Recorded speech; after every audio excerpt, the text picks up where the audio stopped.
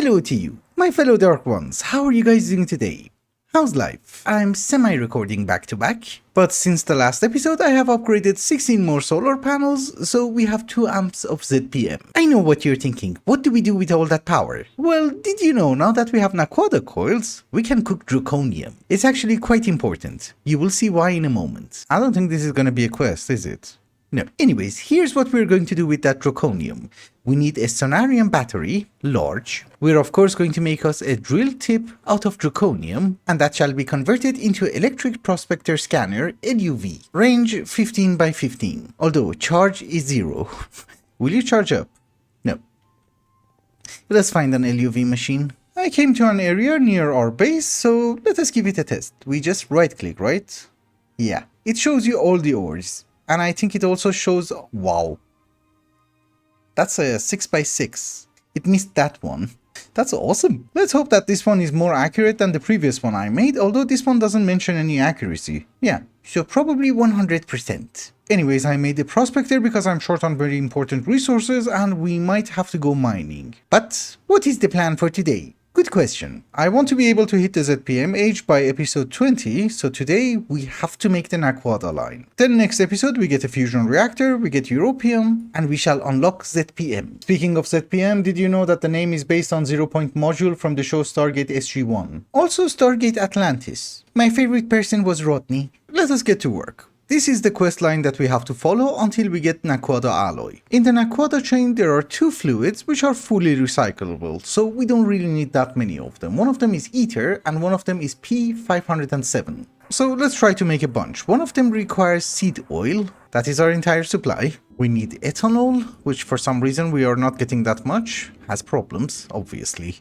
We need some hydrogen and some sulfuric acid. Ether is a combination of sulfuric acid and ethanol. Lovely. P507 has 2 steps: seed oil, hydrogen, copper. This one we're going to make as much as we can because there's also a byproduct that we need from it, and that one is not recyclable. At least as far as I'm understanding everything. P507 is also ready, and that's going to be our entire supply. Unfortunately, it's not going to be enough for the byproduct that I'm going to need. That byproduct was called Trinium, and for the moment we can't really afford it, so mining it's going to be. Anywho, let's continue with the rest of the Naquadah chain.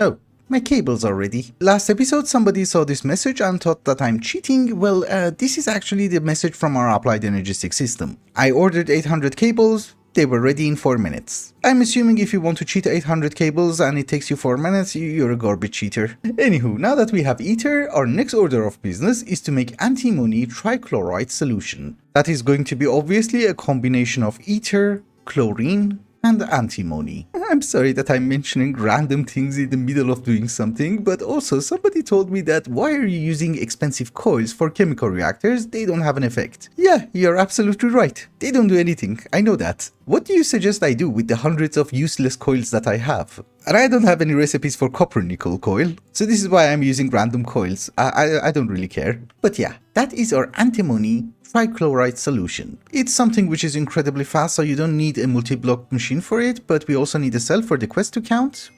And we put it back. Now what we have to do is that we need to mix it one more time with chlorine, and that gives us antimony pentachloride solution. I'm assuming it just means that it has a lot of chlorine. Now that we have the antimony pentachloride solution, we have to put it inside the distillation tower, get our ether back, and make antimony pentachloride. I want to reserve this area only for chemical reactors, I have no idea why. And since I already have space over here, the distillation tower will go over there. I have assembled the distillation tower and it has been working for a while, so as a result we have our antimony pentachloride, not the solution. Now what we need to do is that we need to put it inside another chemical reactor and mix it with hydrofluoric acid. So I know for a fact that we don't have hydrofluoric acid in the system, and that's because I made a boo-boo when I was making Go to Hell. We are producing it inside this chemical reactor, however it's not hooked up to anything. It just goes inside another chemical reactor and, you know, makes you go to hell. So instead we are going to have a super tank, and we are also going to have some amazing janky wiring. I am calling this janky wiring because even though we have tons of cables over here, all the channels are full. And the only free channels are over here. That's 50 something blocks. Again, this is going to be circuit number 1, so I brought a programmed circuit. because we're not going to have an input bus for it. But we are going to have two outputs. One of them is hydrochloric acid, and the other one is antimony pentafluoride. Aha. Hydrochloric acid can go back into our system. For the other one, we're just going to have a storage bus. And as usual, one cell.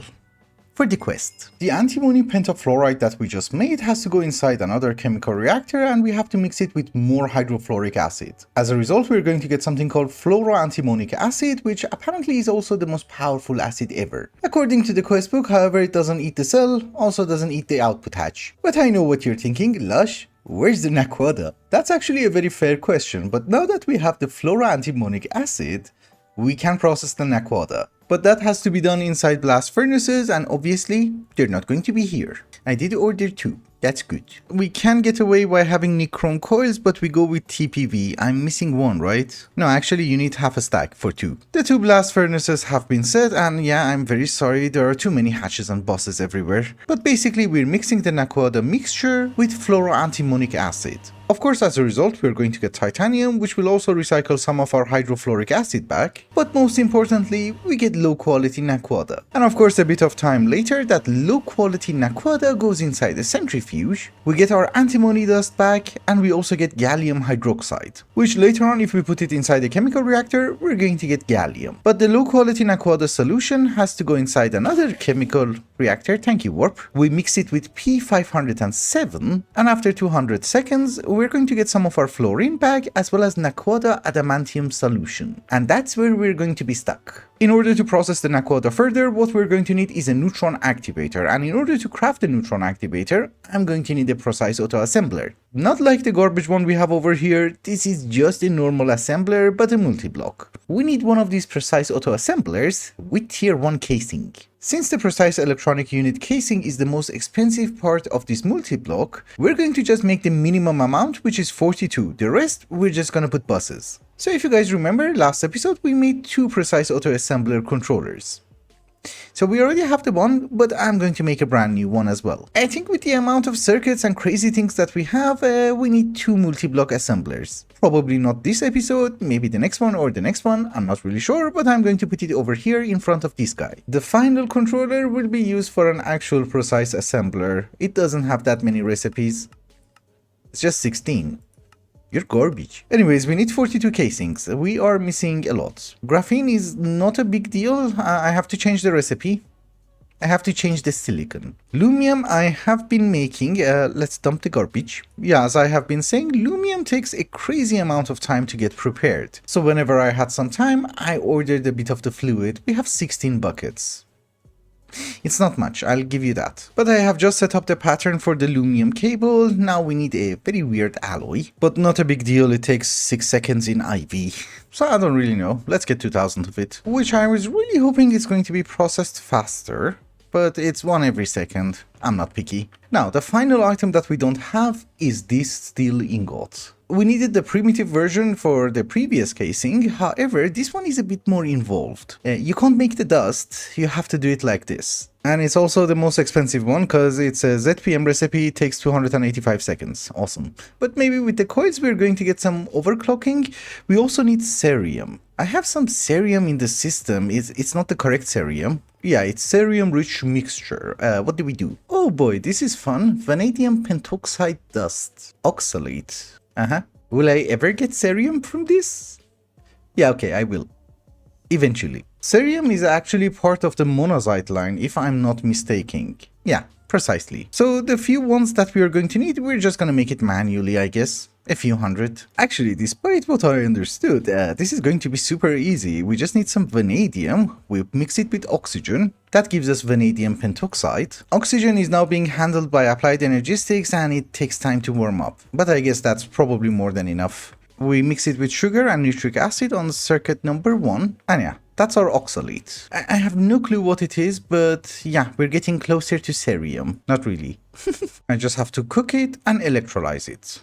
Fine. Yeah, that's our very special steel ingot. It will take 2 minutes, but you will get 19, so it's not that horrifying. On average, it's 1 every 7 seconds, but you're gonna be hot. It's MV. Okay, we're good. So I think we can have our casing very soon.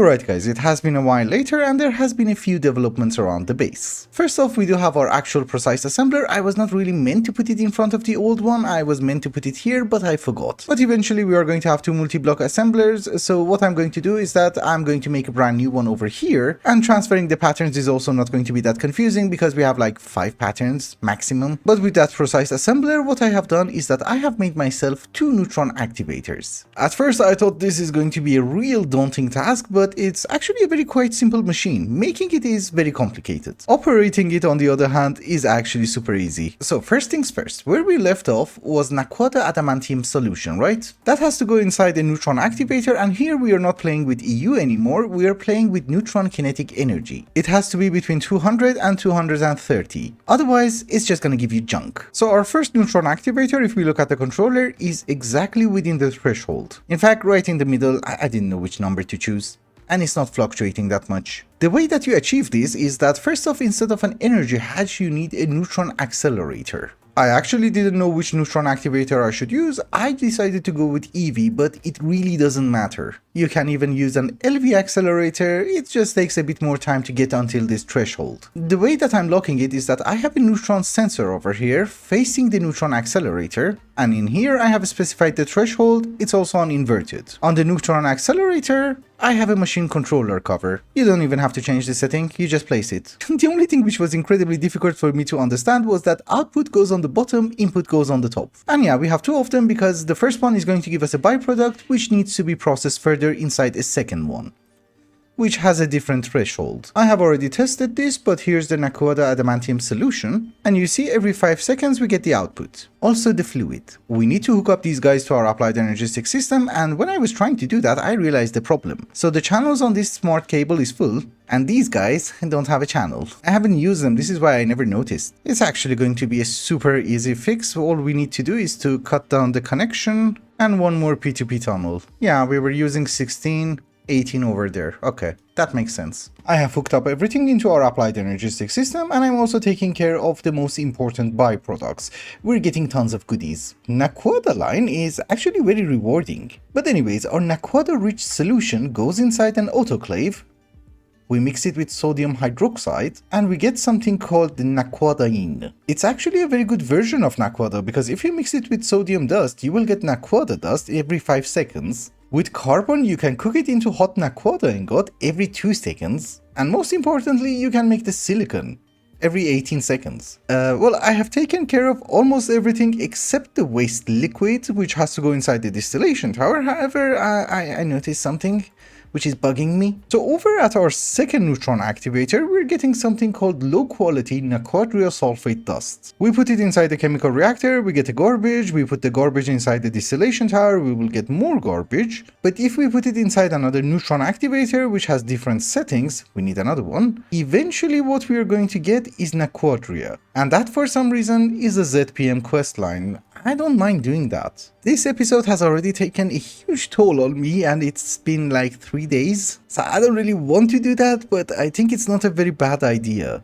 I'll tell you what, even though we have managed to get Naquadah in, our mission for today is not over. Because what we need for fusion is called Naquadah alloy dust. It's not just Naquadah, and how do you make it? You need something called Trinium. If you look at the quest book, it will tell you that go to Mercury, which we can, find some deep iron from small ores, and get Trinium out of it. So that's one method.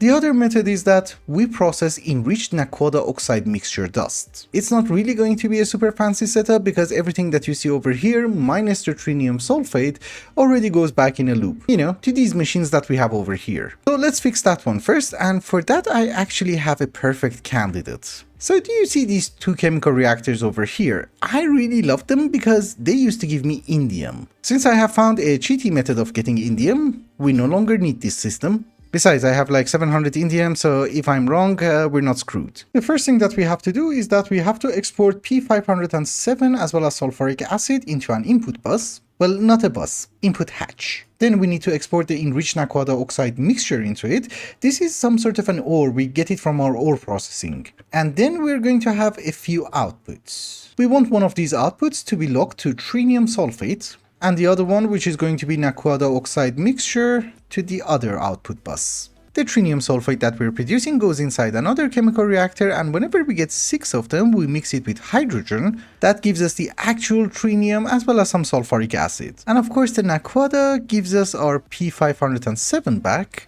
as well as some concentrated enriched Naquadah sludge dust, which doesn't have to go into our system, I just remembered. We need to send it to one of these machines. Yeah, exactly, I hooked it up and we're getting goodies a bit faster than I was expecting, okay.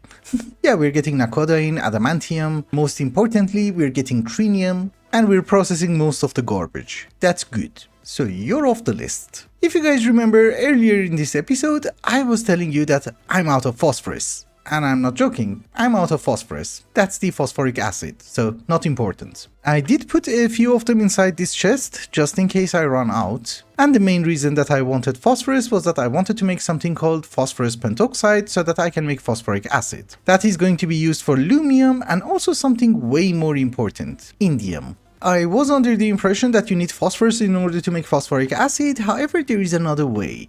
So over here we're making a ton of bunsen, right? In the past, that tower which is making us bunsen was over here and there was a super chest attached to it. We almost have 400,000 ashes, and if you take a closer look inside the centrifuge, that gives you phosphorus pentoxide. And also a bunch of other goodies which I need, so we're going to process ashes. Currently the way that we're getting ashes is through this multi-block which goes inside this chest. I just placed it. I thought that we were going to need extra centrifuges or something, but no, we have our ore processing, so I routed everything over here. So the ashes are coming, they go inside the centrifuge, and yes, we're getting phosphorus pentoxide. Also we're getting quicklime, which I need from Naquadah, so I'm not that picky. It's not incredibly fast, but we get one every 2.1 seconds. It's a good passive production, I don't have a better solution. So during the blood moon, I have decided that I want to rearrange the machines that we had over here. We're no longer destroying our phosphorus supply, we're just using the phosphorus pentoxide that we're getting from our ore processing. And yeah, that's phosphoric acid. We get it every 30 seconds or something, so yeah, it's kind of stuck. But if we wait for a few seconds, this guy should start working. Yeah. We're getting phosphorus pentoxide. I'm using a single block chemical reactor. This process is incredibly fast. It's like 1 second and you get 4 buckets. Now, before we start processing Naquadria oxide mixture, which will give us indium, and for that we needed the phosphoric acid, we need to do something. I just made a ton of these iridium alloy ingots. Well, it's not a ton, but a decent number. Because we need to upgrade our power supply. Currently we are generating 256,000 EU per tick. We need to upgrade more solar panels to IV. Because if you haven't noticed, this recipe is ZPM. And I'm assuming it's just gonna constantly run. That should be enough. Because I have some in the system. We need half a stack of chrome reinforced plates. Okay, we were missing 3, and sonarium. We're getting the sonarium pieces, it's being passively generated, not a big deal. Oh, it's raining, it's a blood moon. What a lovely day. It does feel like another blood moon. Yeah, it's probably a blood moon. Well, now that it is a blood moon and it doesn't really matter, yes, we have 16 more IV solar panels. And I have also made the industrial centrifuge, which is going to give us the Naquadria phosphate as well as indium. There's a chance. And yeah, it's consuming 110,000 EU per take, so it's ZPM. It's actually quite funny because for the first time we're using the power tier from the next stage, but we haven't reached it yet. Anyways, my entire supply of Naquadria gave us a few stacks of indium phosphate. I have to go mining anyways. Oh, okay, there's way more in the input bus. Okay.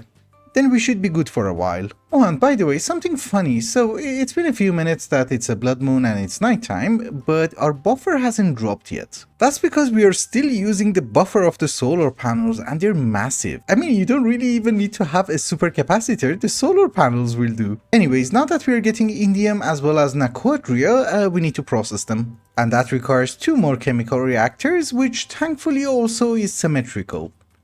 Because we can have our final pillar here. And yes, ignore the fact that I have been cheating here a bit. Also here. I wanted them to be the same size. What can you do? But we are getting Naquadria rich solution. And we are also getting our indium. And I think tomorrow morning I'm going to fix the rest because I'm incredibly tired. Good night.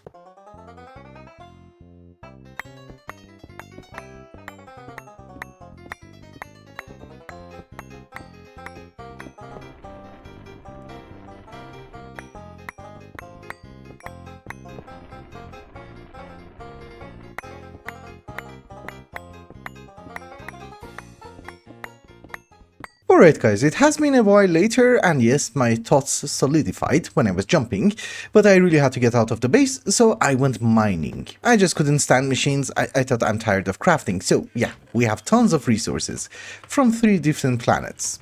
Well, 2 planets and 1 moon. I think one of the compressed chests has already been processed, yes, so we can bring another one. Now I have to use the door.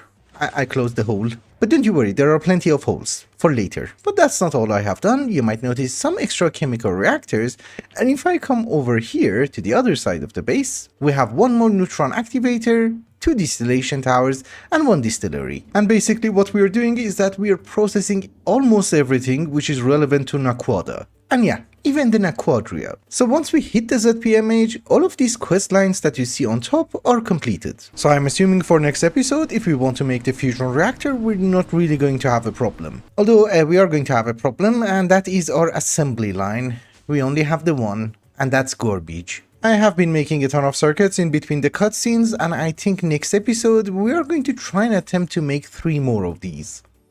Maximum size. I'm not gonna go with 12 or 14. But with that, ladies and gentlemen, I think it's also a good time to wrap up the episode. So thank you so much for watching, and I hope you enjoyed it. Till the next one. Bye bye. Oh, and I almost forgot. Naquadah alloy ingot.